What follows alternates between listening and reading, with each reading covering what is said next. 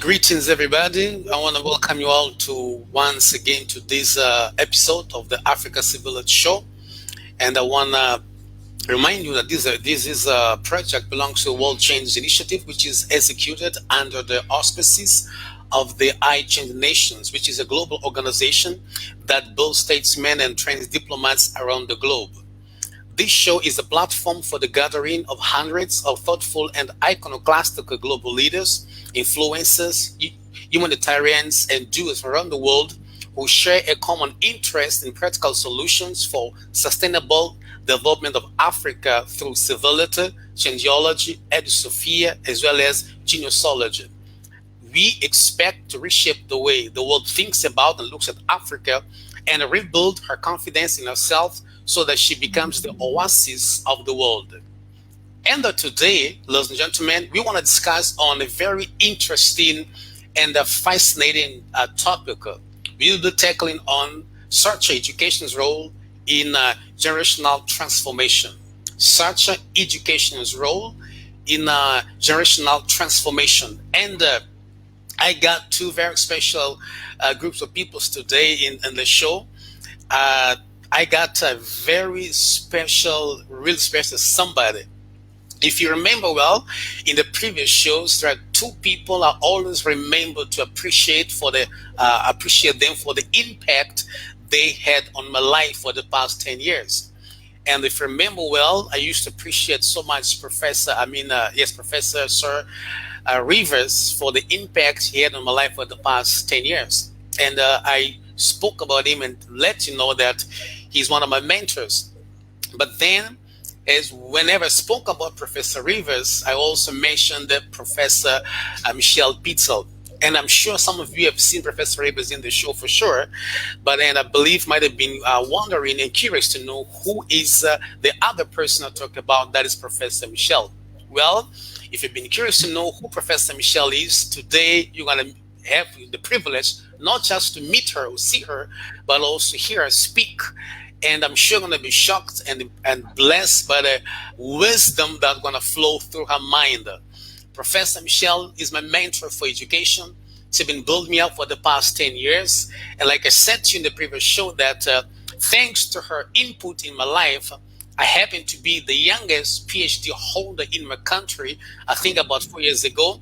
And then I happen to be, and as far as I'm concerned, up to now, I am the youngest professor in my country. Mind you, Mozambique is about a population of 30 million, and I happen to be the youngest professor, as far as I know, up to now. Thanks to the input that this lady, this woman, Professor Michelle, has posed in my life as far as education is concerned. But again, I also have a beautiful couple in the show. I love them so much. I just decided to call them the Greens. And if you think about the Greens, in my country, green, the color green, stands for so many things, one of which is money, that is joy, peace, prosperity.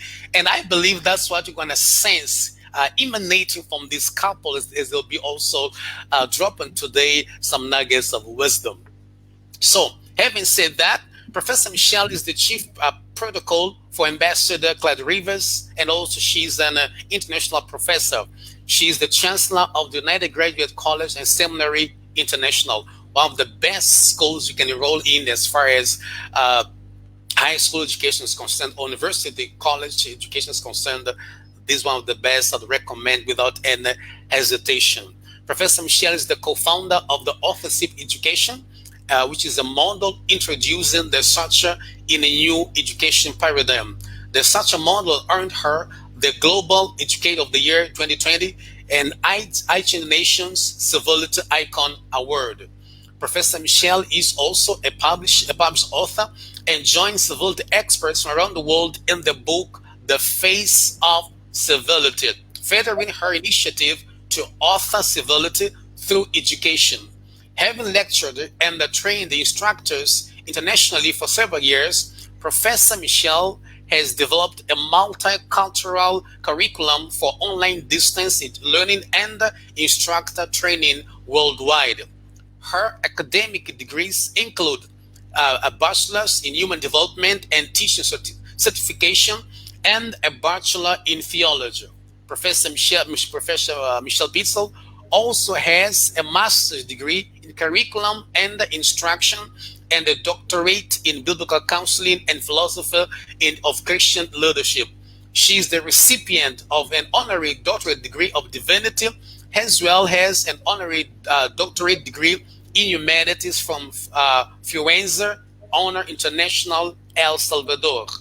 Professor Michelle is also the co-founder of the Life Coaching Model for Latin University of Theology. Professor Michelle, welcome to the Africa Civility Show.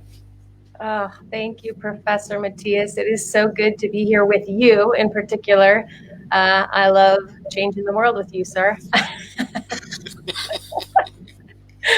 Thank you. It's such an honor to be doing something that you love and to be honored for something that you love. And it's really humbling, and I'm honored to have been named the 2020 Civility Educator, Global Educator of the Year with I Change Nations. Again, it's my passion, and that's the essence of Searcher Education, is you are being successful in what you love and what you were created to do. So it's an honor to be here. Thank you for having me. Thank you so much for really, I know a very busy person, but I'm glad that finally we were able to slot in the show. Thank you again. Ladies and gentlemen, like I said, we also have the Greens on the show, Doctors Chris and Carol Green. Dr. Chris and Carol Greens are authors, educators, certified professional career coaches, leadership consultants, songwriters, poets, compassionate listeners, ordained ministers, marriage and family advisors, conflict resolution mediators, holistic wellness promoters, human value advocates, and trained international statesmen. They are founders. They're founders and business owners of the CNC Connections. They're also founders of Fruitful Life Network of Ministries. They are the vice chancellors of administrative leadership and professors of search education at the United Graduate College and Seminary International. Chris and Carol received their bachelor's and master's degrees in Christian leadership and certification as masters as a master life coaches from the United Graduate College and Seminary International. Doctors Chris and Carol are the recipients of honorary doctorate degrees in humanities, Christian leadership, and society and human rights. They have both authored 14 books, written and produced over 150 songs. They produce an award-winning cable TV broadcast and established two music publishing companies. Ladies and gentlemen, please welcome the Greens in the Africa Civility Show. Thank you. We are so honored to have been asked to be a part of your broadcast today. It is absolutely and indeed our pleasure. It is amazing to us, the journey that we have had as searcher educators, just simply following what we believe was the direction that we were receiving, following our passion, and watching doors open as you take those bold steps to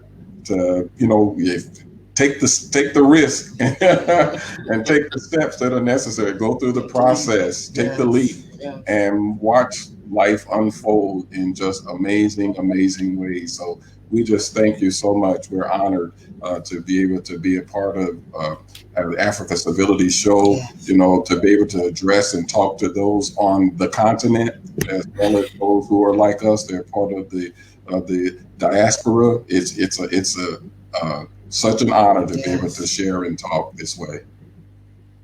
Thank you again for being part of this show today, Drs. Carol and Chris Green. Now, before we just delve into our discussion today, allow me just to bring about 3 quotes on education. We are talking about such education's role in the generational transformation. The first quote is from the late Nelson Mandela. He said, "Education is the most powerful weapon which you can use to change the world." May I say it again? Education is the most powerful weapon which you can use to change the world. Then my second quote is from this person, he or she is called G.K. Chesterton. And this is what this person said: education is simply the soul of a society as it passes from one generation to another. May I say it again? Education is simply the soul of a society as it passes from one generation to another. And then may I bring unto you one of the most favorable quotes, personal quotes on education. And this one comes from Professor Michelle Pissel. She says, education is a key to civility in our societies today. May I say it again? Education is a key to civility in our societies today. Now, ladies and gentlemen, before I pass on the mic to our guests today, I want to challenge you to grab on your notebooks, get ready to write, because right now we are going to hear some wisdom nuggets, which for sure, if you implement, going to change your lives forever. Some years ago, I used to wonder if education ought to be that powerful as we can depict from these three quotes. What is missing then? What is wrong with education? What is missing? I went for some years. That's the thing that just came in my mind once in a while. I mean, if there's so much power in education, why isn't the world changing for the better? I mean, it's like the more educated people get to be, it's like the world gets worse. So what is missing? What's the missing link or the missing point? Then when I first had the words, the concept, the principle, such an education, I was like, wow, these ought to be the missing link. These ought to be the solution. So what is it after all? What is such an education? So may I please pass now the mic to Professor Pitzel. Over to you right now. We are eager to hear your narrative on this regard. Such education's role in generational transformation. Please, Professor Michelle, over to you right now. Thank you, Professor Mateus. You know, I grew up as a student, and then I became a professional in the system of education. And I too had those same questions, Professor Mutola. And through my experience, I experienced what I call two educations in one. There's an education that the world gives you, and then there's the education that goes on in your mind and your heart as you walk through that system. And I paid attention to that education that I was receiving, that second education. I really paid attention to it because I would hear something and something was like, but there has to be another idea. But it's really hard when you grow up into a system that says, this is the way it is, but you're hearing and you're feeling something else. And I remember, and I want to give honor to Dr. Sir Clyde Rivers as well, because when I met him is really when I dared to challenge the system of the world and really jump into those questions and those thoughts that I had as being valid. And that kind of went against the grain, for example. And so when I first met Dr. Rivers, I said, I want to travel to Africa. I want to earn my doctorate. I want to continue on in this area of my life, which is my passion. And the only thing he said to me, he just looked at me and he goes, jump. And I think that, you know, as human beings in this world, we have ideas. Ideas come to us all the time, but we don't realize that we have to act on those ideas to see something happen. Sometimes we're just waiting. We're waiting for something else to come, or we're waiting for money, for capital to start. And I can tell you from experience, that's not what brings success. It's by jumping. It's by making the first move. And so that's how I started down this journey with Searcher Education. Is I was a searcher and I didn't even know it. And what we say at UGCSI, at United Graduate College and Seminary International, with Searcher Education is we've been taught to be researchers. Researchers are going over what someone else has already discovered. But who's to say there isn't more information out there or another idea? And so we developed Searcher Education, and we value unique ideas. We look at the world as having 7.8 billion people who have a potential solution to a problem in this world. And I think we can all agree that right now our world is crying out for solutions. The systems are being shaken all over the world, not just in my country, but all over the world. Systems are being shaken and people are looking for solutions. And what I love about Searcher Education is we believe that every human being has the potential to be a solution to an issue in this world. So that is the introduction to what Searcher Education is, where it kind of came from. And it's the difference between being a researcher and a searcher. Mm-hmm.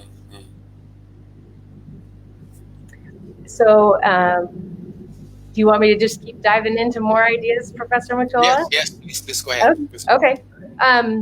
So this 2 educations in 1 turned into Searcher Education. And when you look at statistics, we call the 93%, there's 93% of the world's population does not have access to receiving a higher education according to the world system. And so we talk about how Searcher Education really is the education for that 93% of the world. And 93, the total population has solutions. And we honor and value those ideas. And as searcher educators, we pull out those ideas and we validate them. And that's the education that Professor Mutola is talking about.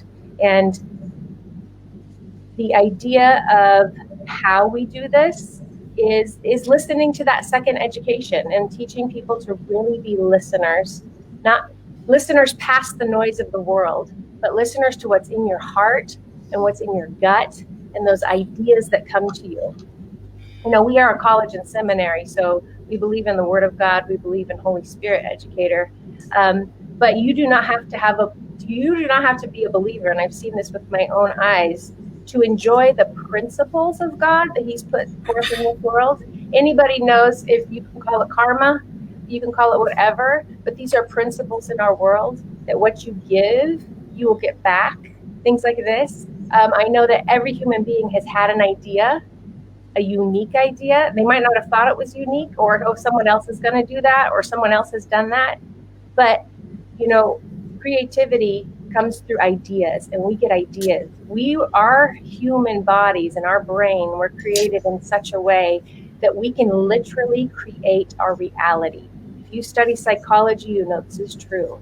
We create our reality through our thoughts. It comes through our thoughts first, and then we start to think on those things, and then it affects our behavior, and then it affects our actions, and it can create our day. And I can say to anyone out there, have you ever woke up in the morning and said, this is going to be a terrible day?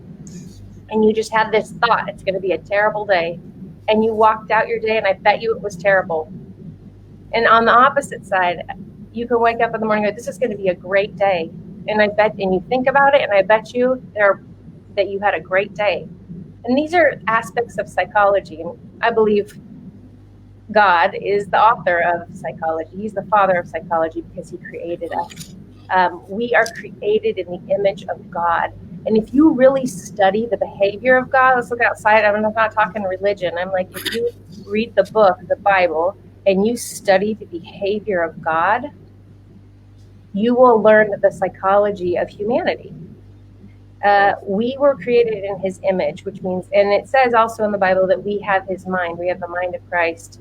And if you study that and you start to study His behavior, you understand that we as human beings can have those same thoughts, and it will affect our actions, and it will affect our life. And I say this because this is the how. We believe in life education. So again, those 2 educations in 1, there's that system of education that the world gives us, but life also gives us an education. And so paying attention to that life education and saying it is valid. I have met professionals all over the world that have success and experience with business, but they don't have a degree, an academic degree. And to me, I say that person is more successful because they have life experience. That's their data. That's their success. And I say, tell us about the life education that led you to your success. and I can give credit for that. We value life education. Life gives us that education. So that's another aspect of searcher education. It is a life education model. And the way that this is a generational transformation, we are literally architecting the future with this model of education. I mean, you listen to Professor Mutola, he has been made the youngest professor in his country. If that's not generational transformation, I don't know what is. And it's practical. It's not just the title. He's out there doing the job. He's empowering young people himself, and he's changing the minds of the older generation. He is evidence of this generational transformation taking place. And people ask, well, what's the validity? And all I have to say is success. Look at our people. Look at our searcher educators. Look at our students. They have life success. They are moving in the earth. They are creating businesses. They are helping humanity. You know, authoring civility. I'm talking about so many things, but they all go under this. What we're doing at UGCSI with searcher education is we are literally authoring. We are creating civility. We are empowering humanity with correct information. That's what education is. Education is the most powerful thing. Mandela was correct. But what kind of education are you receiving?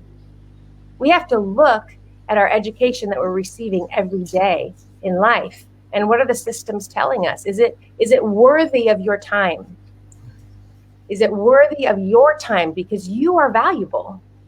So what education are you going to pay attention to? Because whether you are in school or not, it's not about school. Life is school. It's every day you are receiving an education and making yourself aware of that. That's profound. Yeah, absolutely. Life is education. And that's that two educations in one. Is I was listening to that life education piece, that thought inside of me in my heart and my gut. And that one taught me more about my profession than going and getting a degree at the colleges that I went to. It was that second education piece. And in listening to that. And then it took experience to validate it. I've been working on the continent of Africa for over a decade. That is where I fell in love with searcher education, is on the continent of Africa.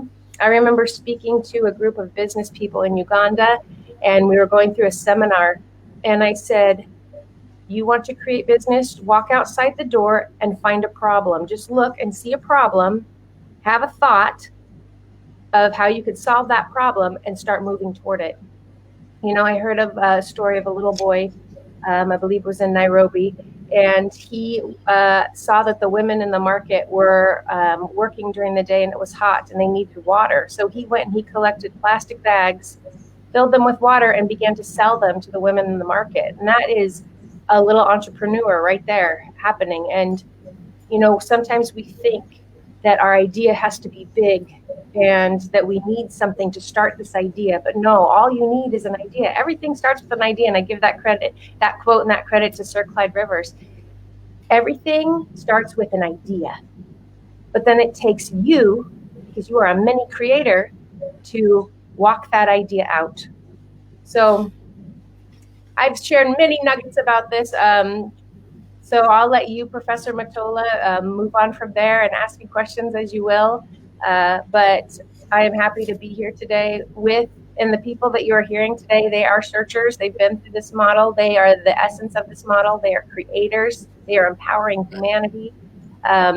So enjoy the fruit and the evidence of this model today. Well, thank you so much, Professor, for the powerful presentation. I got a couple questions for you, but I'm going to come back to you after we have the Greens exposing their narratives. So, Dr. Carol and Chris Green, over to you right now.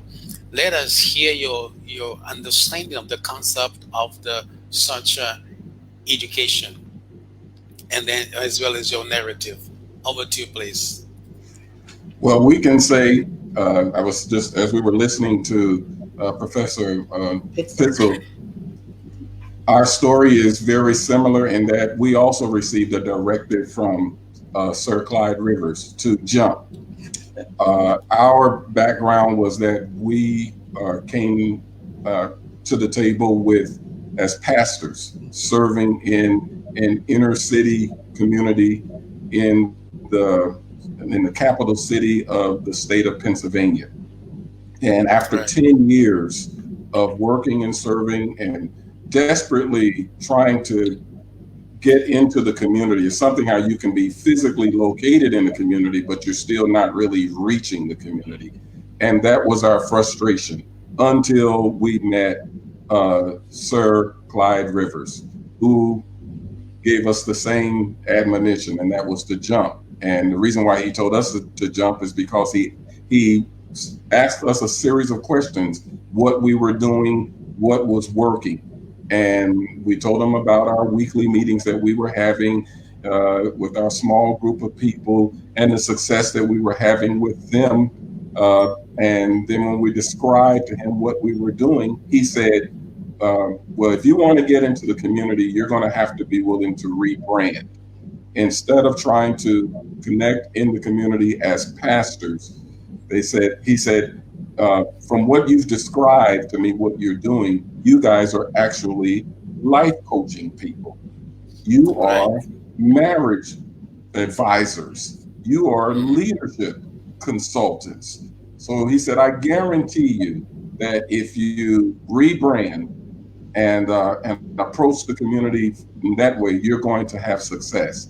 And then he gave us a challenge. He challenged us to enroll in United Graduate College and Seminary International's Master Life Coach Certification Program. That was our first step.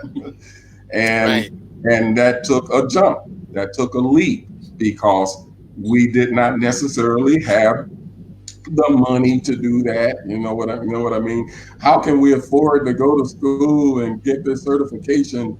But it was the leap that we had to make, and we did it. And as soon as we received our certification, our first opportunity came to get into the community was providing our life coaching services to an unemployment center. That then led to working in a women's shelter.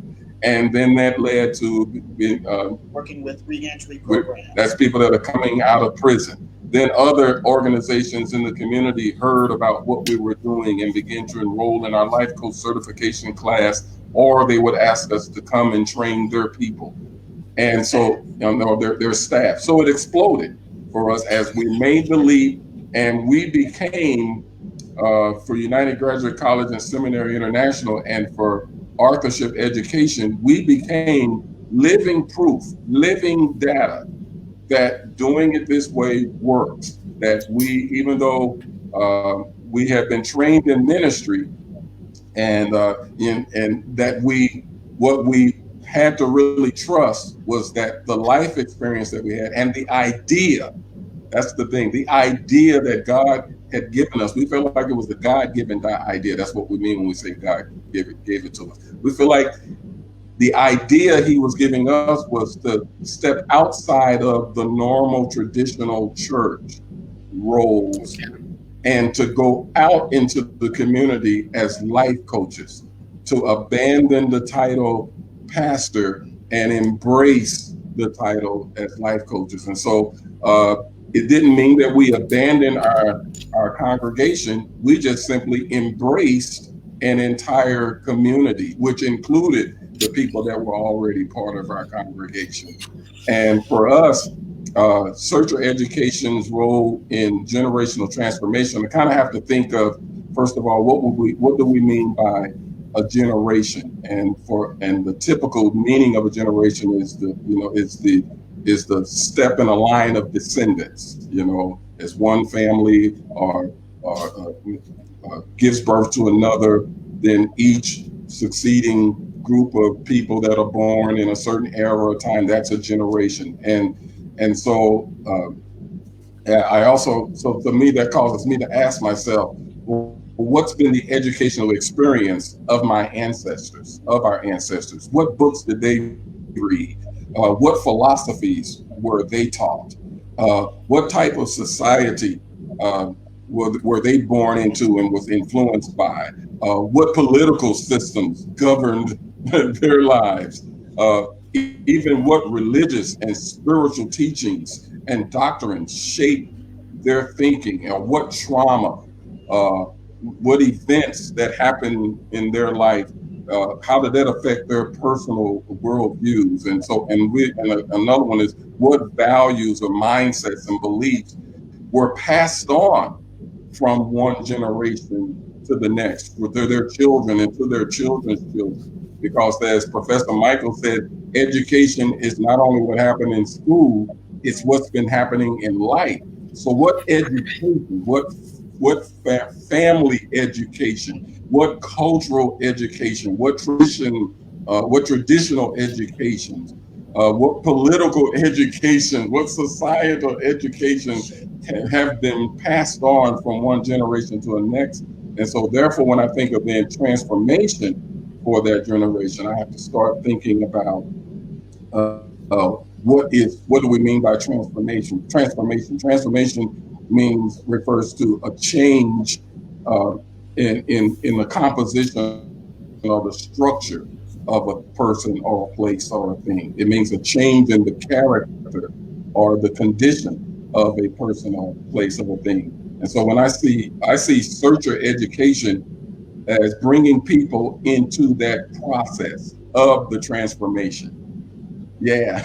And you'll hear us talking about that a lot, because for us, what really came out of what we were doing in the community was the realization of a discipline or a narrative, if you will, or an expertise that we begin to realize that we had. And that is, we had the ability to walk people through their process to success, through their transformation. So for us, searcher education's role in generational transformation is directly connected with what for us is an area of expertise, and that is, as Professor Pitzel mentioned, that 93% of our world, of the people on this planet, don't have higher education, meaning by formal institution and school.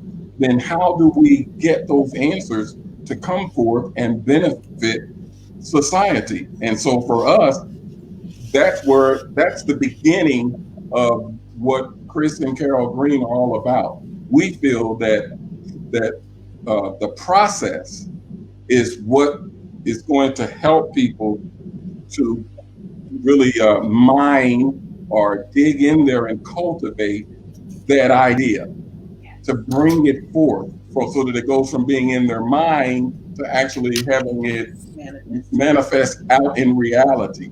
And so for us, that's completely what the process is about. It's connecting that 93% to the process that they must go through, that they need to go through in order to bring out that idea, that God idea, that world solution, and that reality. And Right. Excuse me for a while, Dr. Green. I want to ask you, as you were explaining and telling the story, how you happen to engage into what you're doing right now, and you said that there had to be a change or shift from, should I say, maybe stop reaching the community like as pastors, but then into embrace the concept of coaches. My question is, what's the difference in terms of impact, and then number two, in terms of receptivity in a given community? That is something that we learned through, again, I've thought about the castle. Yes. For us, it comes down to this. Every person, every family, every community is what we're dealing with is why they think and believe and behave the way they do. So we feel like there are three challenges that we all face, that when you step out and to try to impact a culture, a community, or an individual. There are three challenges that we all must face. You must deal with that person's why. You must deal with that person's what, WHAT, and you must deal with that person's way. First of all, the why. We call the why, this is their reality, or this is what many refer to as their truth. Right. Uh, But it's what they have actually experienced in life. so it's their life's experience, it's their education, if you will. And so then we'll talk about their what. This is their resolve. This is their resolution. Or think of it this way. Yeah. This is the conclusions that they have come to based upon their reality, based upon my life's experience and the education that I have. Then I've come to certain conclusions. I come to certain beliefs or philosophy that I decide that I'm going to live by. Because of what's happened. Because in of my what's life. happened. And then finally, you got to deal with every person's way, WAY. And for us, that's their reasoning. This is how they came to their resolution. This is how they came to that opinion or their view or their philosophy about life or about people. And often what traditional education does, it teaches us to challenge other people's or other cultures. What it teaches us to challenge their beliefs, to challenge their philosophy, to challenge their conclusions, and then they are offended. Why are they offended? They are offended because my resolve, my belief is based upon my reality. So when you challenge my beliefs and my philosophy, you're challenging my reality, my experience, my truth. And so searcher education, in particular the process, provides the wisdom that teaches us how to challenge something completely different. And that's the way people think. Searcher education is not necessarily focused on challenging what people think and what they believe, but it challenges the way people think and the way people believe. And so therefore, no matter what culture you go into, no matter what community you go into, you don't have to be concerned about if I'm going to be offensive, because I'm not there to challenge your belief system. I'm not there to challenge your life's experience. What I'm talking about is when you were going through that experience, whether it was good or bad, how were you thinking at that time? How did you come up with that, to that conclusion? How did, and so you can see why we say this is so important, because searcher education literally taught us this wisdom, this perspective, that we are in people's lives to help them really rethink,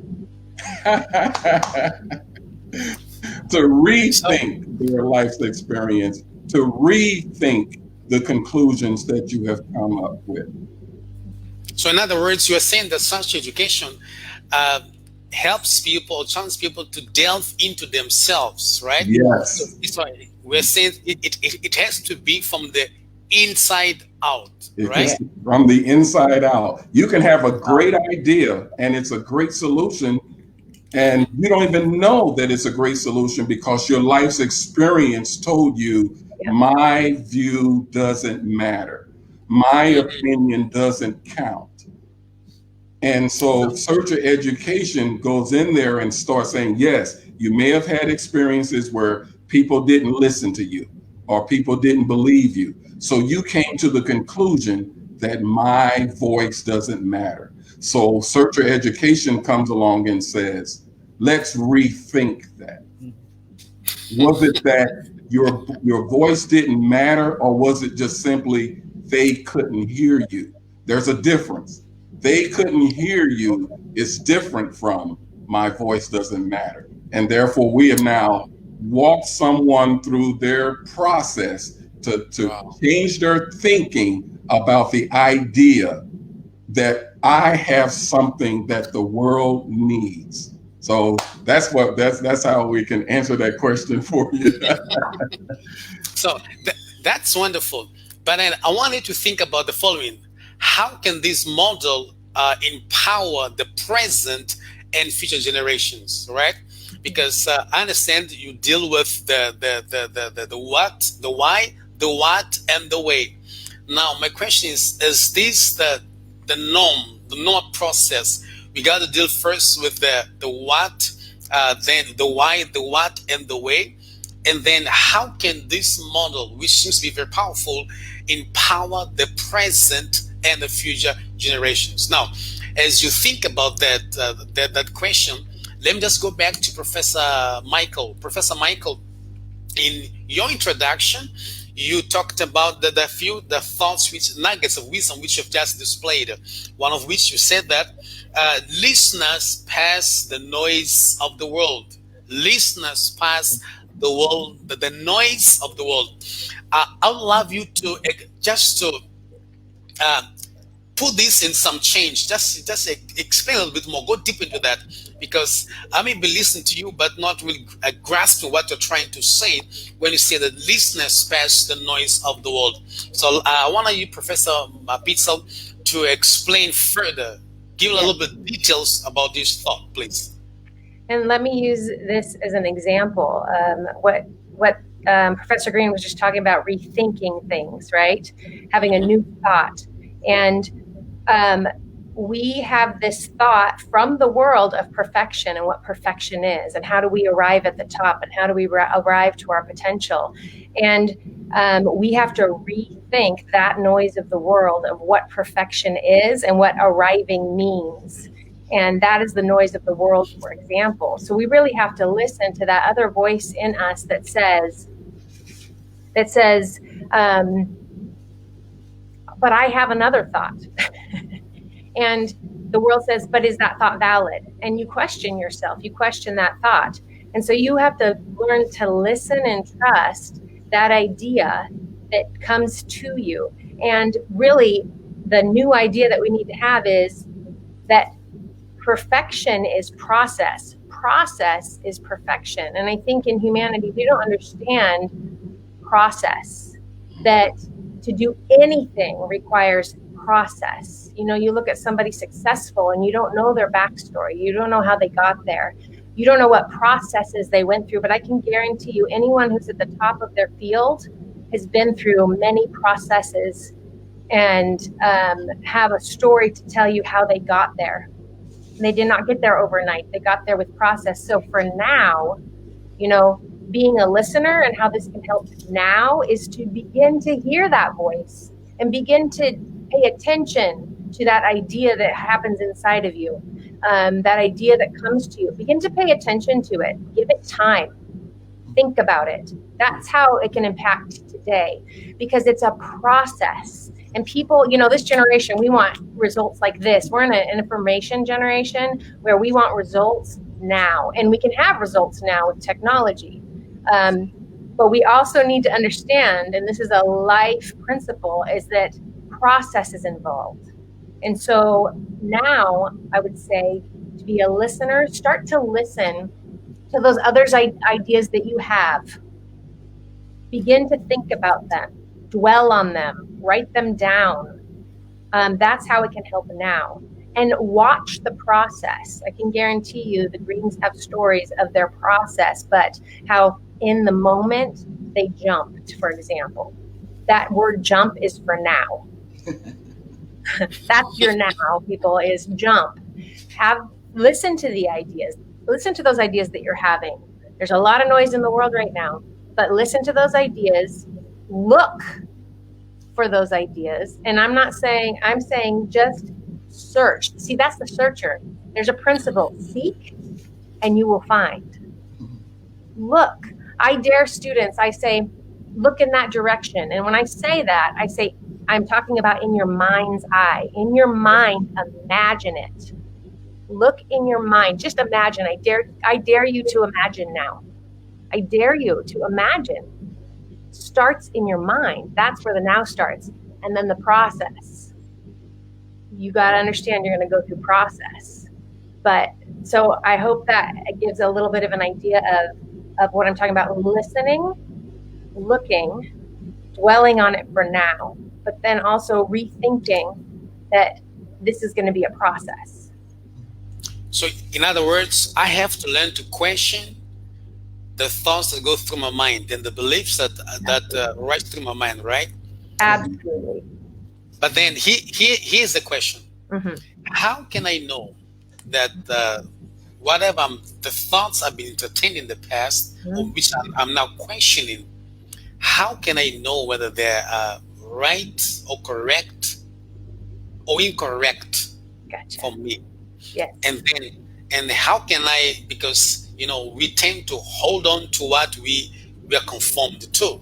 Then Mm-hmm. I have to let go of this and embrace a new idea, Yes. and knowing that we live in a world, so to speak, that quote unquote that we need validation, and nobody's validating my ideas. So how to let go of this, regardless whether I'm being supported or not, and embrace the ideas which are flashing through my mind?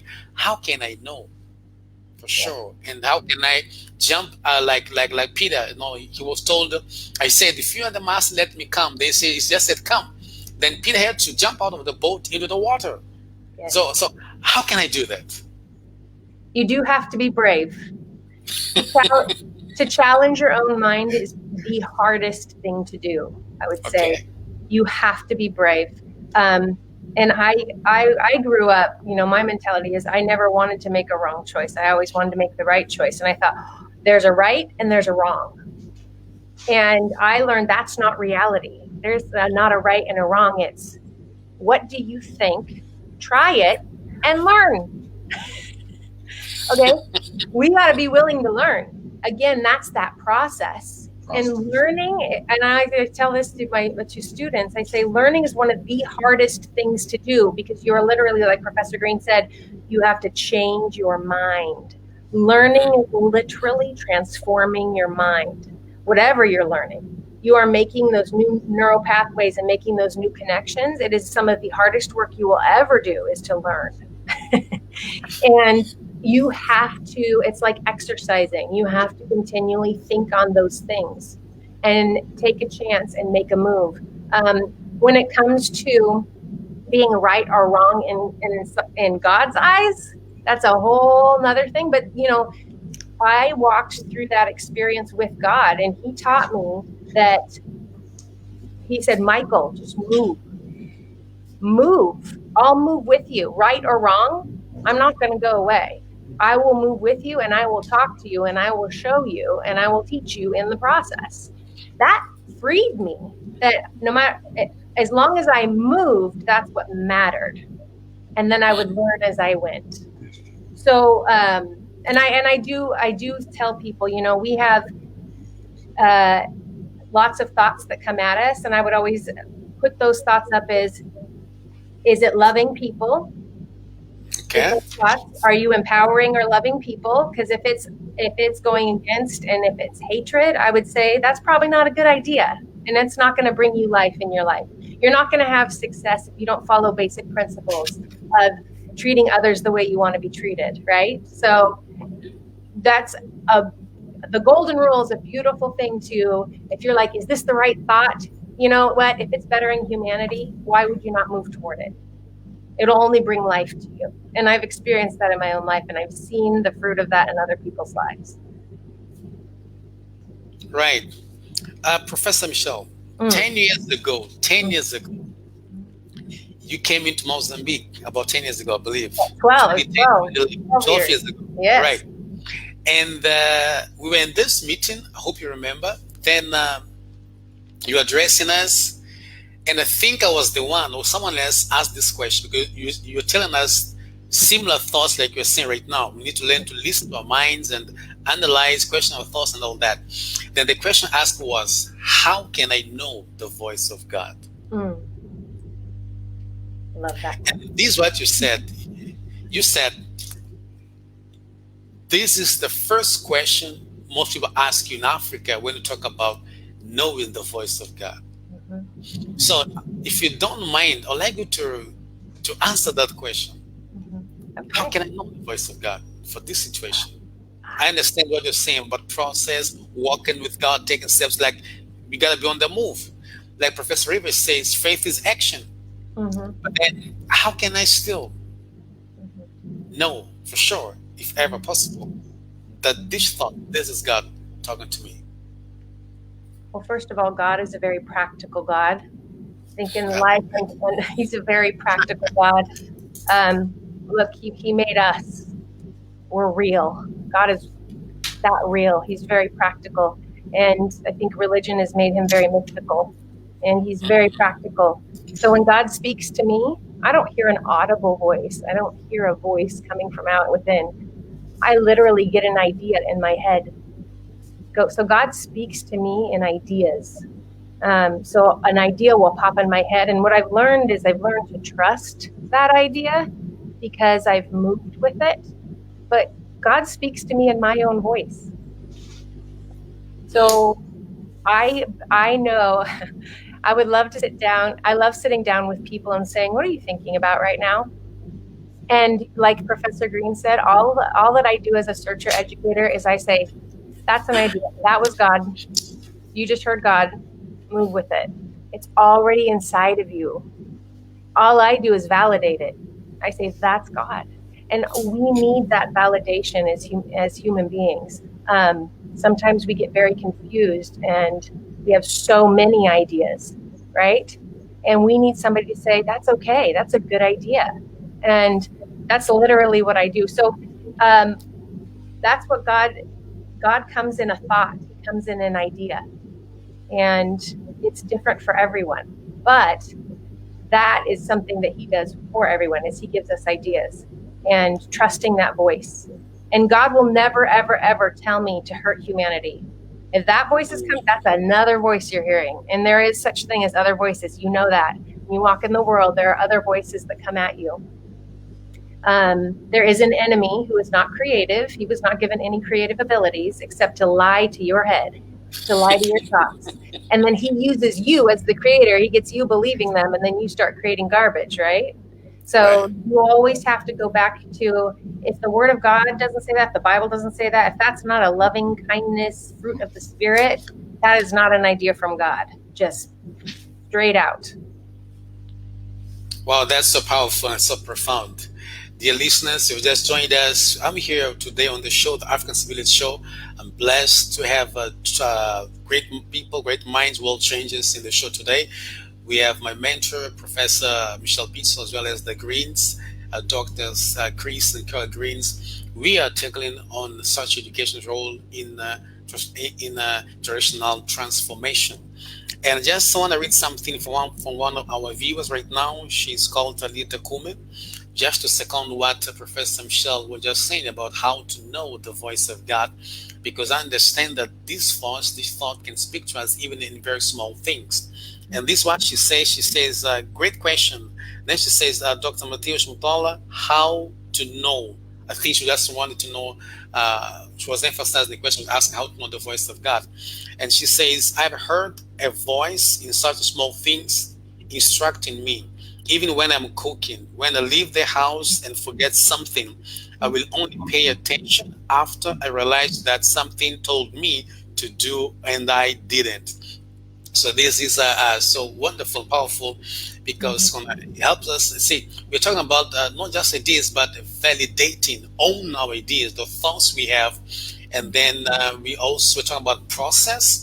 And I think that Talita here, the example she gives us, sometimes she doesn't do something, or she will do, but then after it doesn't work, she realized that something or a voice told her not to do or to do, and she didn't. So that experience will help her to validate such thoughts in the future, like Yeah. it and take a step and see what is it at the end of the day. We also have Dr. Raymond Harlow on the show saying amazing. Thank you so much, Dr. Raymond, for being with us, for joining us on this show today. We're talking about the role, we're talking about such education role in generational transformation. Let me just go back to the Greens. I want to hear from you today, right now. How can this model, the such education model, empower the present and the future generations?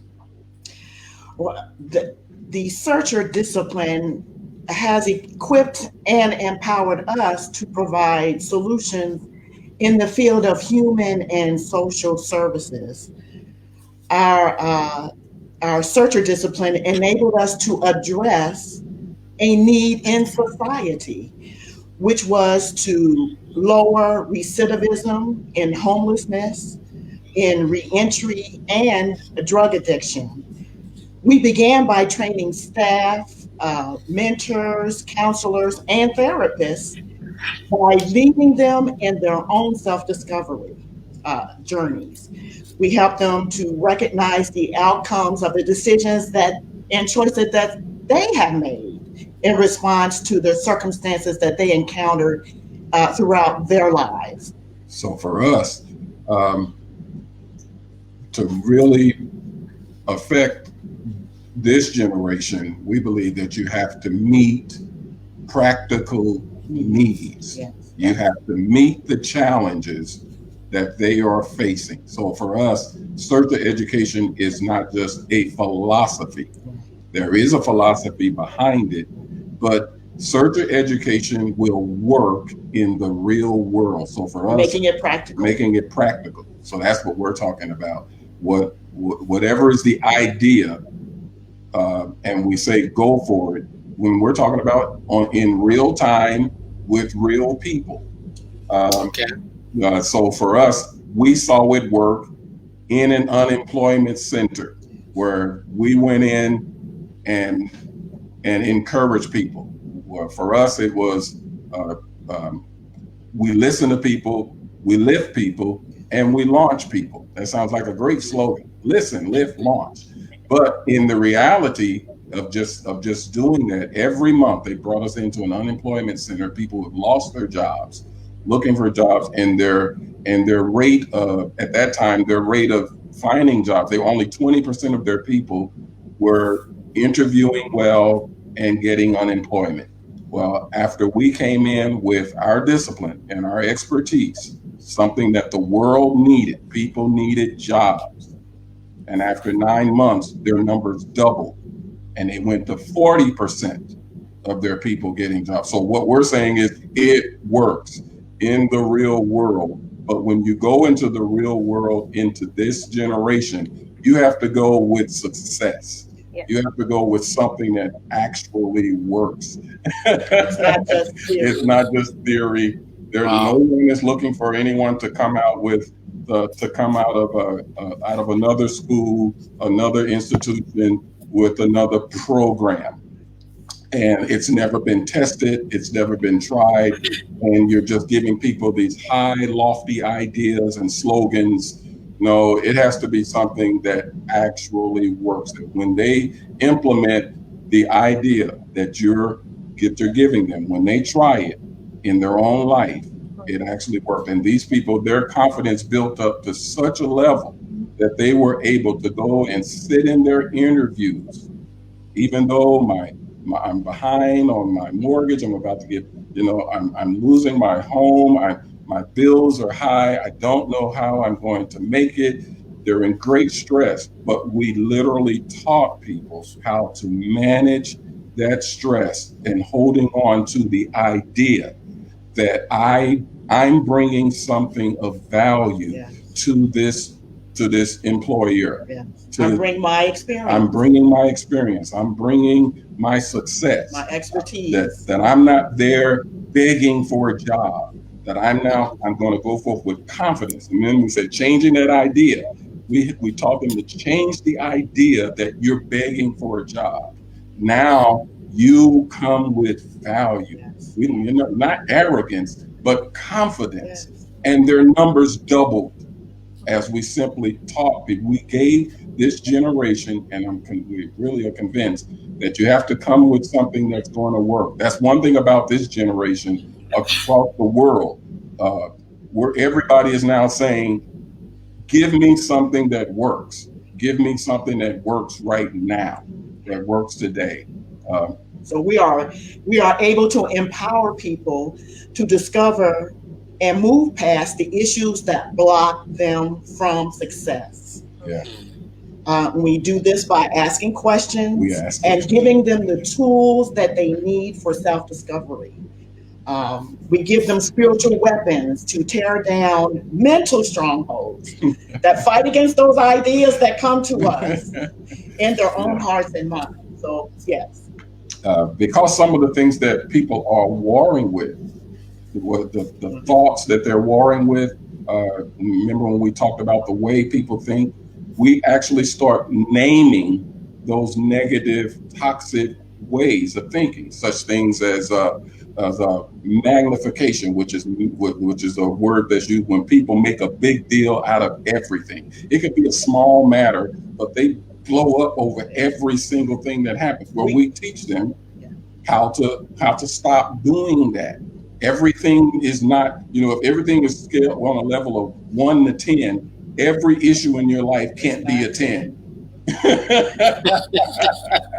So, but you can see if someone is operating in that toxic thinking, that again, when they look back over their life's experience, there may have been something that they have magnified in their minds and made it bigger than it ever had to be. And that's what's stopping them. So we give people the practical tools. Another one is polarization, where people only think in terms of being black or white. There's no gray. I heard a person make this statement and said, do you see things as they are, or are things only as you see them?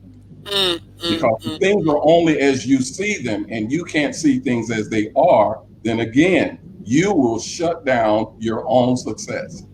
That's profound. That's profound. So that's what we mean when we come at it, that this generation, in order to make that leap, we come at them with the real, because most of our work takes place in America, in one of America's inner cities, which many people know is a lot of poverty, a lot of crime. And so we can't come forth into that world with theory only and with positive statements only. Not that theory doesn't work, not that people don't need positive thoughts and inspiration, but they actually have to have something that works. And so the reason why you see we're so passionate about it is because searcher education, as we went through our own process, we made the discovery that changing your thoughts, and because that's what had to happen with us. Even when Dr. Rivers challenged us, he didn't know it, but he was challenging my own overgeneralizations, my own magnifications. He was challenging my own emotional reasoning. He was challenging my traditional ministry education, but all of that needed to be challenged. So one of the things we can say this generation needs, they need to be challenged in the area of their thoughts. And you can do that in a loving and tender way, but sometimes it may be a little bit of a push that some people need, but you'll get to know that as you get to know that person. So for us, it comes down to listening to people, and then lifting people, and then launching them. And for us, launching them means we want to teach them how to do the same thing. I want to teach you how to listen to others and to lift others and then to launch others. That kind of goes back to us. That kind of goes into even the question you asked Dr. Pitts about how to recognize when God is speaking to you. When God speaks to you, there will always be peace and assurance that comes from God. God doesn't speak in the frantic and the rushing and the hurry up and no. There's a peace that comes. His word even says He leads us by His peace. And for people who have a relationship with the Lord, I know that everyone may not necessarily believe as I do as a pastor, but one of the things that we teach believers, people of faith, is the same assurance that you receive when you accepted God into your life. That same assurance and peace that came to you, He leads you by that same peace. So that whatever thoughts and ideas that come, if that peace isn't there, then you need to pause for a moment before you take the leap. And God always leads us according to the principles that are in the Bible. If you either find it word for word, or it'll just be the principles. And there's one Bible passage, I believe it's in Psalm 119. The writer says, God, I love your precepts. And precepts is not just a bunch of rules and regulations. Precept is close to our English word prescription. For instance, if you go to a physician, You'll get an examination, and then they'll discover what's wrong. And then based upon what's wrong, what needs to be corrected, they will write out a prescription. Here's what you need to do. Here's the exercise, or here's the medication, or here's what you need to do to change your diet. So they write out a prescription for you based upon a personal examination. Well, that's what Searcher Education does. Yes. It actually takes the time to provide a personal examination for each individual on the planet. It's giving God that opportunity to say, now, based upon the assessment that I have made for your life, here's the prescription or the process that you need to go through that will first bring healing in your own life, and then lift you up and bring you out into the world. I can make you to be the beautiful gift and solution to the world that the world needs. Oh, isn't that awesome? Wow, that's so profound. Thank you so much for that explanation, because it just opens someone's mind. It brings, you just shed a powerful light. And then maybe before we go any further, please allow me to appreciate the presence of His Excellence Rivers on the viewer side. We are so blessed, so happy, so blessed really to have Professor Rivers joining us from the viewer side. We want to say thank you so much, sir, for the time you've taken to build us, or me in particular, and thank you again for just jumping in and just viewing our show today, the Africa Civility Show. The Greens, just before I go over to Professor Michelle, I want to ask you this question. You talked about tools, and I want to ask you, if you don't mind, to give us 2 tools to overcome, or maybe should I say, to tear down strongholds. 2 tools to tear down mental strongholds. That's what he said. Wow. First of all, I would say this comes from, for us, the first step in stepping into your process. First tool is discernment. You have to learn the difference between chasing a fantasy and actually pursuing a God idea. And so the difference between, first tool, how do I discern the difference between a fantasy and a God idea? Usually a fantasy is really all about you. Things that I can do that will make me feel good about myself. It's more connected with still a need that I have, a personal need that I have for affirmation, or I want to look good. I want to look good, or it might even be just coming out of the trauma of your life. We talk about people's experience, their truth, their reality, but that's not necessarily coming out with the idea that God has for you. In other words, we have encountered a number of people who are out working in human services, and they are there mainly because they had such negative experience growing up in their own home, in their own family. So they, in order to feel good about themselves, they're trying to help others. But because they're not really healed, haven't resolved their own issues, then they really aren't going through the process to bring out their purpose. They're literally working through their own process as they're working with other people. And therefore, there are many we've seen personally, they're damaging a lot of people because it's still about them. It's all about how I'm going to look by helping you. Yeah. And so you must have discernment, because when you can discern that, well, here's how you know that a dream comes from God. It's not going to be about you. It's always going to be bigger than you. You will be able to be you'll be a participant in God's dream for mankind. Yeah. Isn't that awesome? And I think of Joseph in the Bible, for those that may not know that reference, a man named Joseph in the Bible who became second in command in the nation that he was taken captive in. He was an outcast among his family. He was sold into slavery. He ended up in Egypt, where he worked, and a man by Potiphar worked in his house.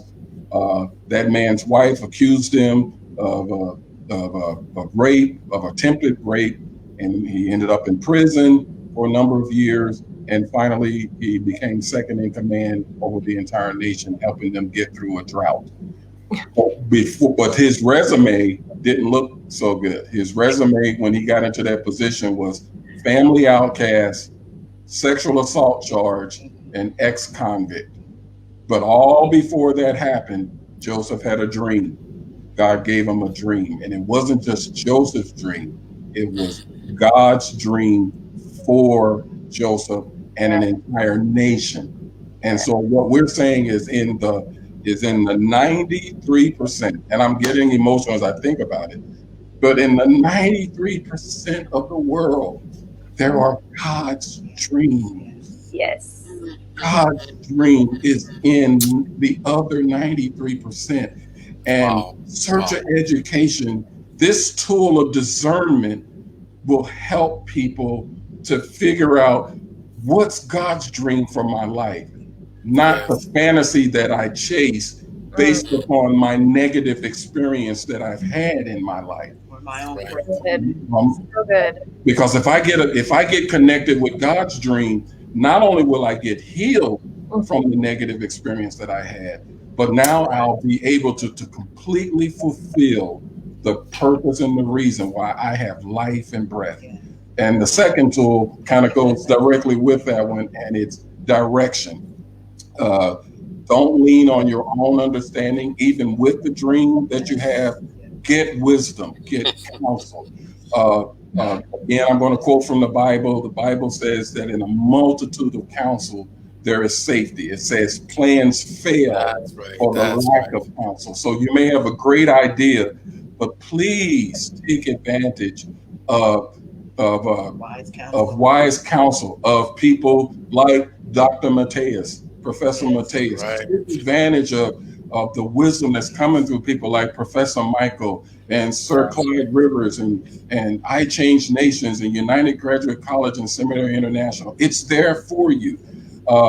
And see that it's not, and then again, going back to negative experience, maybe in negative experiences, you presented your idea and people shut you down. And so now you don't like to try to, you don't like to get direction or advice or counsel from others. But again, change, that's one of those changes, change the belief, the thought. Overgeneralization. Because that's one of those negative, toxic ways of thinking, that because it happened in the past, it will always happen this way. It's not true. We're trying to be real specific, Professor Mateus, today, so that people have something practical to hold on to, because maybe someone we're talking to, that's your biggest struggle, that every time I presented an idea to someone, they put it down, they laughed at it, they wouldn't validate it. But we're telling you, believe God one more time. Believe what we're telling you. Just trust one more time that there are people and places that you can go to that will not only validate the idea, but they will equip you and empower you to make that come into reality. So that's two: discernment and direction. Wow, that's so profound. That's really so good. Professor Michelle, do you want to jump in? Do you want to add something to that? I do. Let's go ahead. As you guys can see, Professor Greens are brilliant technicians of searcher education, and they'll give you practical examples. That's so important. I'll give theory, but they are giving you technical, practical examples. And again, to reiterate, I want to repeat what they said: discernment is God's plan, right? And seek wisdom. Now, once you have that, I have two very practical things I want to add. Remember, this is about changing your thinking. Learn to ignore. Learn to ignore. Yes. And this goes for anything. If you get afraid, a thought of fear comes, ignore. Turn around and look the other way. Literally, physically, ignore it. Yes. Wow. It has no power over you unless you give it power. Right. If you give Oh, it think time, it will grow because you are the creator. So number one, wow. ignore. Learn to ignore. Number two, and this is the one that will change your life, and it is so simple. And we forget. Ask God for help. Yes. Mm, Period. Don't ask him for specifics. Say, God, help. Yes. Period. yes. Wow. And watch him help in a way that is more profound than you could ever imagine. Mm, mm, Just, God, help me right now. God, help. In the moment, God, help. I wake up every morning and pray, God, help. And I can't tell you how many times he comes through. Just ask God for help. So number one, learn to ignore. Number two, ask God for help. Well, these are two powerful interjections from Professor Michelle. Learn to ignore. Ladies and gentlemen, just learn to ignore. Yes. And then number two she says, ask for help. Now, Professor Michelle, I'm coming to you again. Good. You said something interesting in your first intervention. You said that creativity comes through ideas. Yes. Creativity comes through ideas. Mhm. My question to you right now is, how can someone know or identify the unique, how can someone know, yes, or discover his area of or the area which is called to, the problems is called to solve? Yeah. How to discover that? Please go ahead. Yes. What makes you angry in this world? You see it and it makes you angry and you're not okay with it. You are called to be a solution to that problem. Mm, And that is a perfect time to say, God, help. right. You see that, it makes you angry, it needs to change, and Yeah. God's waiting for you because he will use you. You know, that God helps this world by putting us here, by putting you here. You are God's solution to this world. So Wow. whatever you see that you are not okay with, if there's an injustice happening, if there's a problem, like the business people that I talked to in Uganda, I said, go outside and find a problem that you're not okay with and create a solution for it. And God help, give me ideas. And then as soon as a little idea comes in, grab it, hold on to it, think about it, and start to let that thing grow. So a lot of times, things that make you angry, injustices and such, like I said, I found out what my passion was in education. I was not happy. I needed something else to happen there. And so I created it. And I asked God for help and gave me ideas. And you know what he showed me? He goes, look, you've been doing this all along. And he showed me the path of things I'd already done. And I was like, I have it. See, that's the beautiful thing about this is it's already inside of you. This is nothing new that is being put in you. All it's doing is you're rethinking. It's your rethinking, but the solution is already inside of you. The greatness is already inside of you. Everything that the Greens were talking about is just uncovering and bringing confidence to what is already there. Yes. And that is what nurture education does. So, Professor Mateus, you've been through our programs. We didn't spoon feed you information, right? That's true. We said, no, the idea is already in you. Let's find it. And we pulled it out. And now you're doing it around the world. You're international with an idea that's already in you. So wonderful. So, in other words, would I be correct if I say that I can only identify the problems, let me say the issues that make me angry, I can only identify the problems that I'm assigned by God to solve. Is that right? That's another way of saying it. That's another great way of saying it. That is another way of saying it. You are being assigned what makes you angry. That is your assignment. Go fix it. Go fix it. There, you're assigned. Go fix it. And you know what? It will excite you. You will be Yes. excited. Right. It will not be a drudgery. It will not be, oh, this is so much work. When you find what you were created, you will be excited Wow. to do it every day. Wow. You will be, and you will begin to see solutions, and it will fulfill you. And like Professor Green said, it will help others. That's the beauty of this. That's a generational transformation. Is this education system isn't just about you. It Yes. starts with you, Yes. but it expands to everyone around you, is affected in a good way, is brought life. That's profound. That's profound. Professor, in one of your thoughts says the following: such education understands that one size does not fit all, but every size is important. May I say it again? Yes. You say that because through this model of education, such education understands that one size does not fit all, but every size is important. Would you please delve into this? Yes.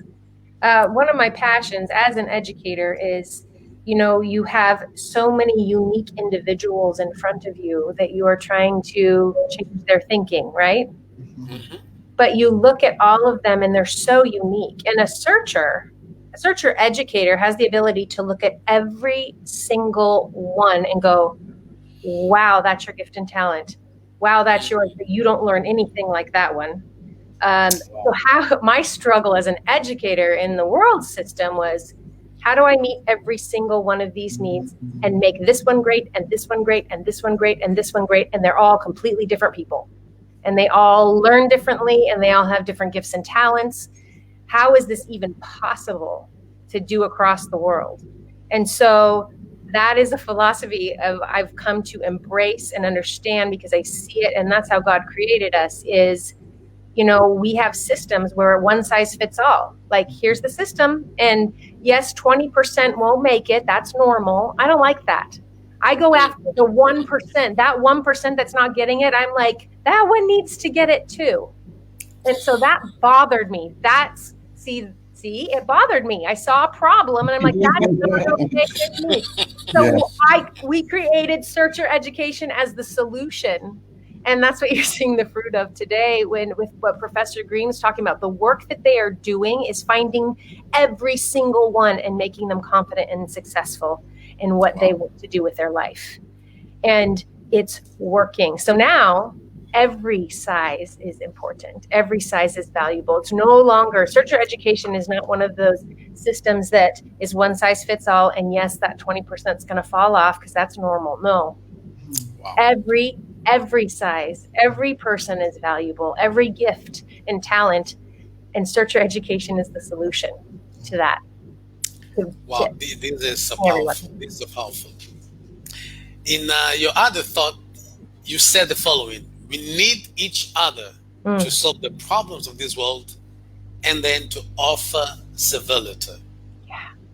Yes. Expand on that. I cannot do this work without you, Professor Mutola. What you are doing right now on the continent of Africa, I cannot do. I can empower you. That's my job. I can empower you, but I need you to reach the masses.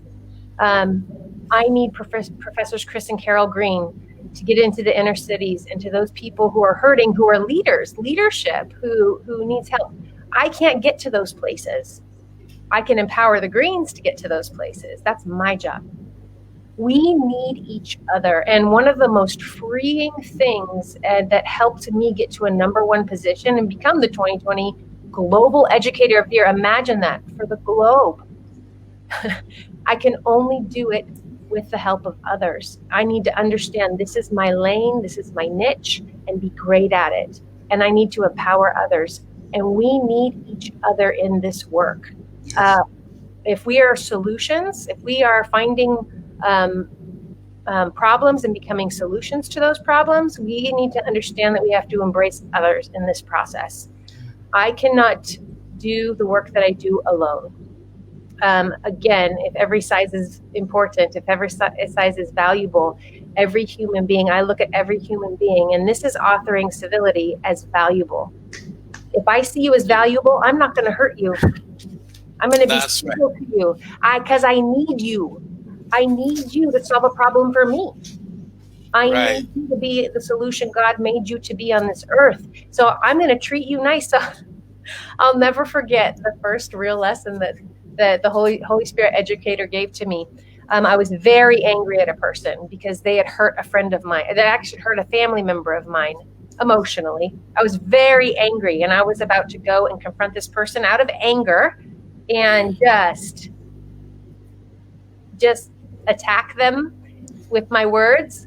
And as soon as I stepped up, Holy Spirit educator gave me another thought and showed me that part in that person where they're hurting right now.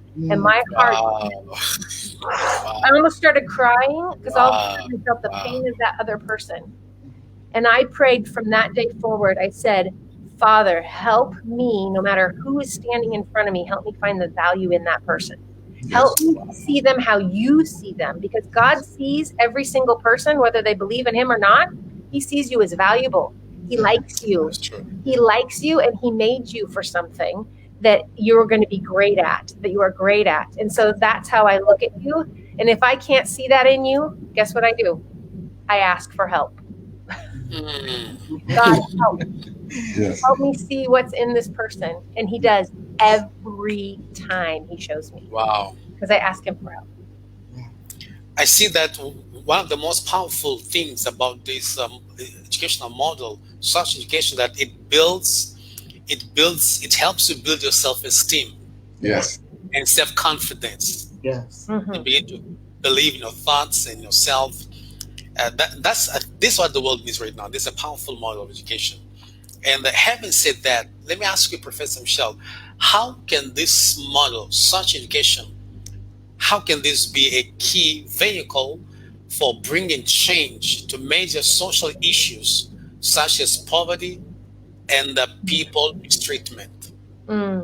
That's such a good, big question. Mm-hmm. Again, we have to start looking at one another as not competing. And see, that's why building confidence is so important. If you are not confident, then you're going to be competing against other people when we should be working together to solve these issues of poverty and such. So really, this is an inward work. You need to become confident in who you are and what you've been given so that you can then value others and not be in competition. You know, I could be in competition with the Greens, but why? They're forwarding the work that I want to see happen, and they're doing it in a way that I can't. And so, but I couldn't do that until I became confident in my role. When I embraced what I'm supposed to do and became confident in my role, now I can give things away. I can say, yes, go, yay. And I can celebrate. I can celebrate other people's success. Yes. I can look out for those people around me because I know they're valuable and important. So again, it's a mind change of how we see one another.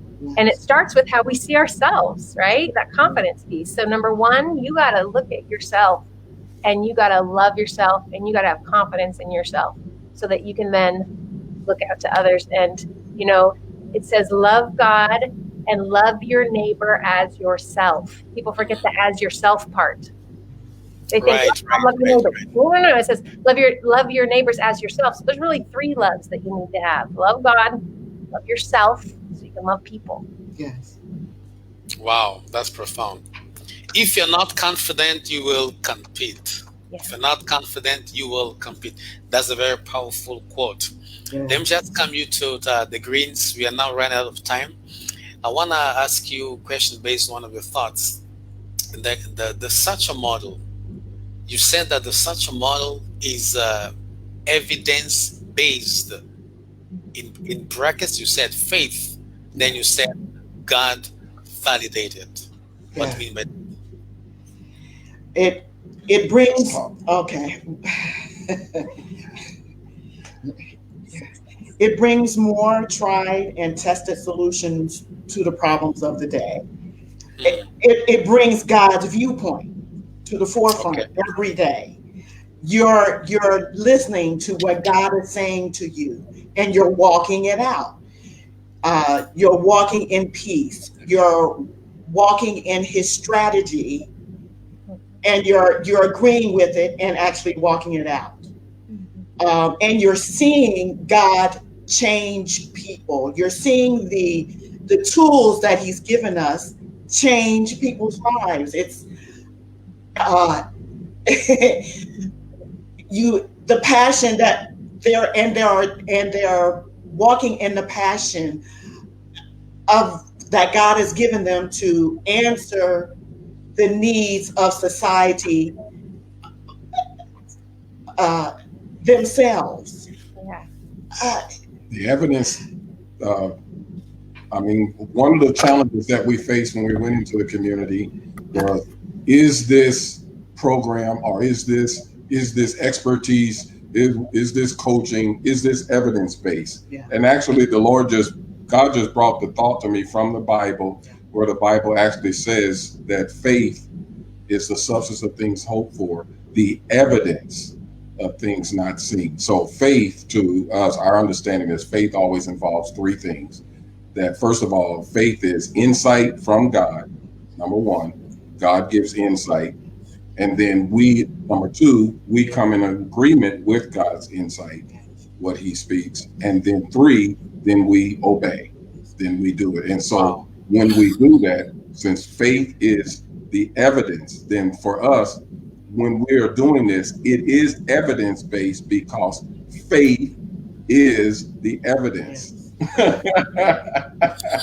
of things not seen. So when we say it's evidence-based, we're talking about in reality. Sometimes people think of faith as just being a blind leap, but when you're operating in faith, it's blind only to people who they haven't heard what you heard. They haven't seen what you've seen.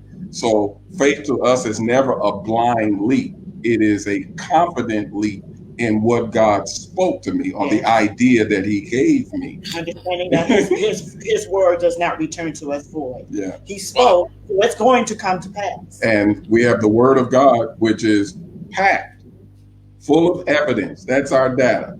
That's our evidence that now the idea that he's given me, the insight that he's giving me, or to whoever we're speaking to, what insight that God has given to you.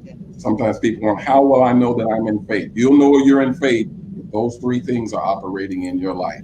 The idea came from God, and I'm walking in agreement with that, and I'm obeying that. You're doing that, you're in faith, and you have the evidence, because God himself is the evidence. He has all the data. And the reason he has all the data, it's all there, that which has been documented in the Bible, also that which has been documented in just thousands of books throughout mankind's history of testimonials of God, and then the evidence of our own lives. What we have presented today has been evidence of God's idea working in our lives. And yes, so it is evidence. It's experiential success. Yes. I love that. It's experiential success. Right. Experiential success. That's great. I just want to say, appreciate. We have some viewers. I want to say thank you to João Bonifacio, and we have a question from Talita. I want to present to you. Please allow us 5 more minutes, please. Mm-hmm. This is the question she's asking. She says she was just on the thought of believing God to validate my ideas. She says, I love it. Then she says, I'm here listening attentively and thinking with myself.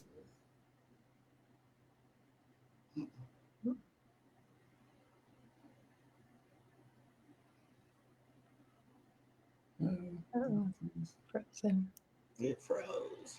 No.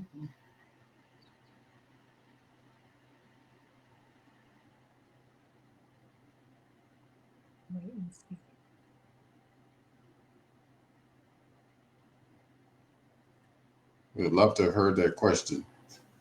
Yes, I saw it pop up earlier. So are we still live?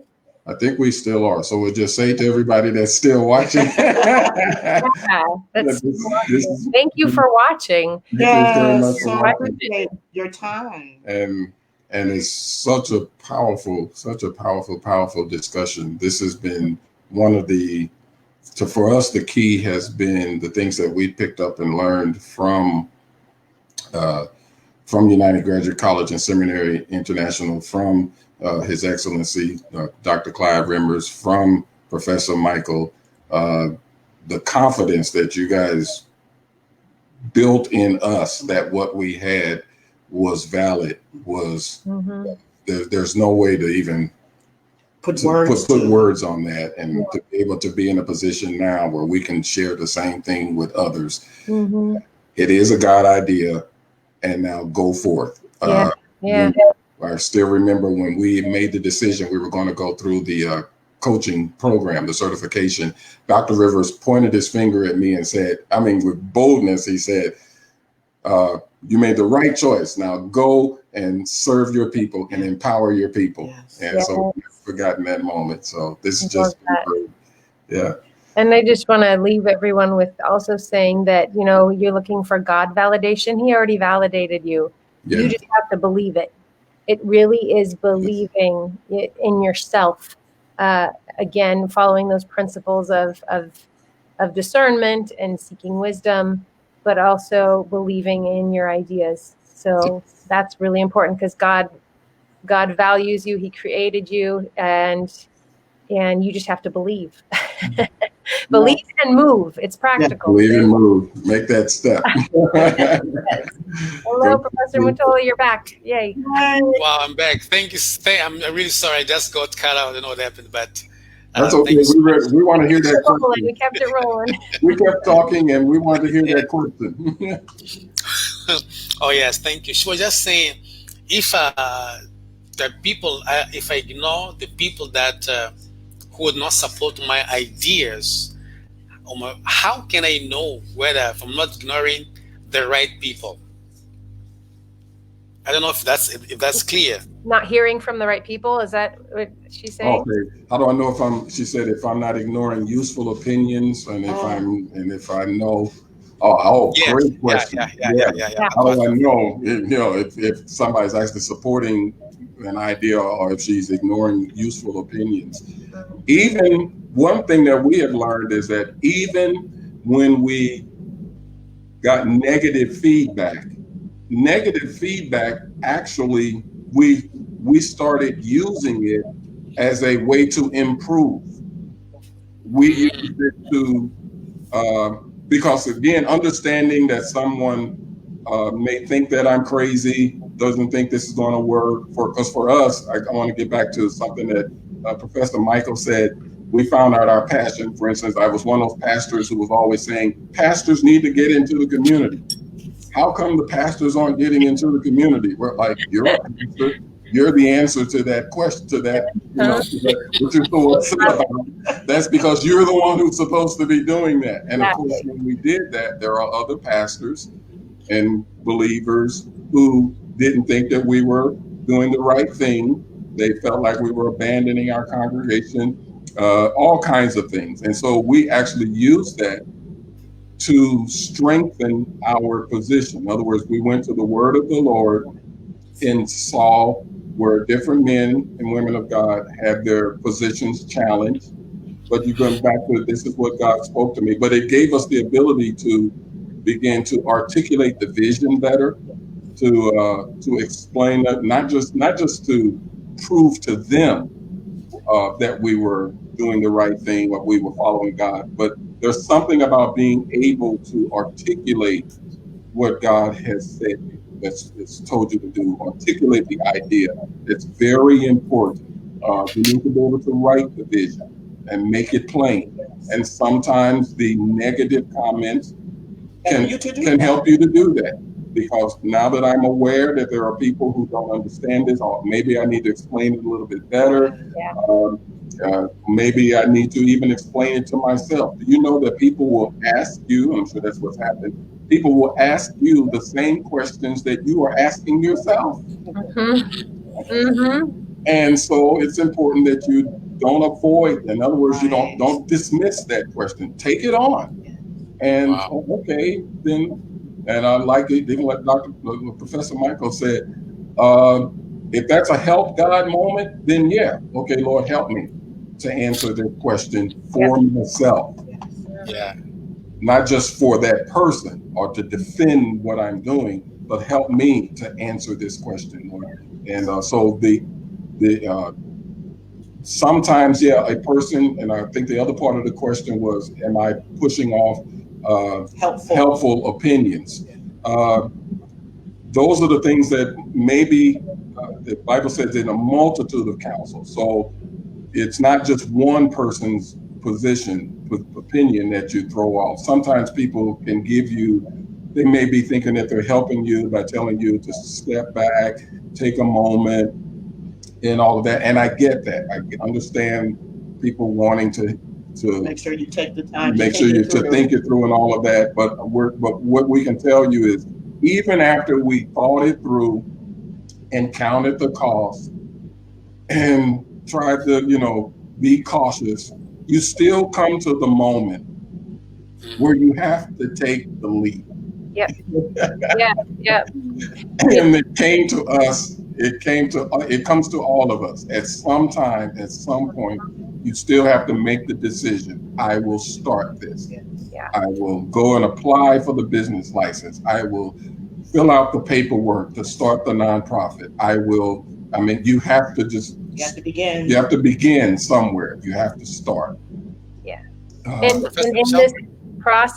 this process, you have to understand, you will always have critics. You always have critics. So if you're looking to jump into this, if you're becoming a solution to a problem, obviously somebody else hasn't fixed that problem. So people haven't heard of it before. You're going to have naysayers. You're going to have critics. And so if you can't handle that, then you won't even start this process. Yeah. So you got to understand, and look at the life of Jesus and his disciples. Like, Jesus was God, and people didn't believe him. They didn't take what he said as truth. And so you have to know that that's part of the process. But the beautiful thing is if it's really God, and if it's really what you were meant to do, you will get through that process, even with the critiques. It will make you stronger, like Professor Green said. And it's so important to understand that you are going to have opposition. That's normal. That's yay, we've made it in the process. Yeah. It validates you. Your critics validate you. Yes. Because and you're creating something new again. So not everybody's going to understand it. Again, searcher education came from a lifetime of experience. And then it came from over a decade of experience with the actual model in the continent of Africa. So you have to think that you're going to have naysayers, you're going to have critics. And if that's the case, you're doing something right. Wow. I'm just, I don't know what to say, because like the show is nice, it's really good, it's interesting, but we're not running out of time. So we are past our agreed upon time. But I just want to ask you one more question, each of you. I'm going to give you 1 minute each to answer, please. We will follow protocol. Okay. Thank you. Let us fast forward 100 years from now, right? 100 years from now, what will such an education create? What will such a philosopher create 100 years from now? What will it produce, intangible, impractical to the world? Assuming that most people buy the idea, they embrace it, what world will we have 100 years from now? Then begin with the Greens, and I'm going to close with Professor. We will have an education system that is for all, that is not exclusive, but it's built for all. so that people can be trained and groomed to meet the needs of their society. Absolutely. Yeah. Yeah, it's a short answer, but I feel the same way. You know, I'm going to say this, and it really is. It's a big statement, but I think God will see the world and see a bride that's ready to come back to. Yes. Oh my. So I'm speaking to the church on that one. Yes. That's a big statement, but it's not going to look anything like religion has ever taught us, Yes. because we will be outside the four walls. We will be loving one another. We will be loving people who are different than us. We will be loving people who believe different than us. Yes. We will prefer one another in love for real. Yes. Yes. No matter what they look like, sound like, believe, live where they live, there will be peace, and we will value one another, Yes. and we will see God. Yeah. And in all practicality, that will be love and peace. And I don't think we have even thought about what truly that will look like. So that's something to imagine. That's something to think on. Yes. Wow. 100 years from now, such an education. So I'm going to say that I believe that such education is today's answer for tomorrow and tomorrow's answer today. Yeah. 100 years from now, 100 years from now, it's worth it embracing this philosophy. Yes, it is. Tadita says 1 minute she's just complaining. She says she needs more time. We have to close now. And I want to express my sincere gratitude, first and foremost, to Professor Dr. Sarivas for the support to be giving us, especially for this show, the initiative, the Africa's Village Show. I want to express my sincere gratitude to you, Professor Michelle, for embracing me for the past 10 years, for grooming me. And I believe, like you said at the beginning, that this show is one of the fruits you're reaping from the seeds you've been sowing into my life for a decade, right now. I want to say thank you for your time, for putting this slot in this program or show into your timetable, your busy schedule. And I'm sure that our listeners have learned a lot from you today, and we are so much blessed. And yes, I'm glad to know that if anyone had any doubts about such education, it's very clear that this is the key for the transformations of this present and future generations to come. Yes. And then I want to say thank you so much, Doctors Chris and Carol Green. I appreciate so much. Thank you for giving yourself time to join the show today. And I'm sure that your contributions really have changed someone's perspective and understanding of education today. And I'm sure that if we all embrace, those of us who are online today and those who will be watching this show after we are off, I'm sure if we can put in practice all the principles of learned today and embrace this concept of such education, indeed, we are going to have a better world, definitely for sure. And like Professor was saying, then we're going to usher in the present, the coming of the Lord Jesus Christ, the King of Kings, Lord of Lords. He is the King of the Kingdom. So thank you so much. Bye-bye. Thank you. Thank you. God bless. Bless.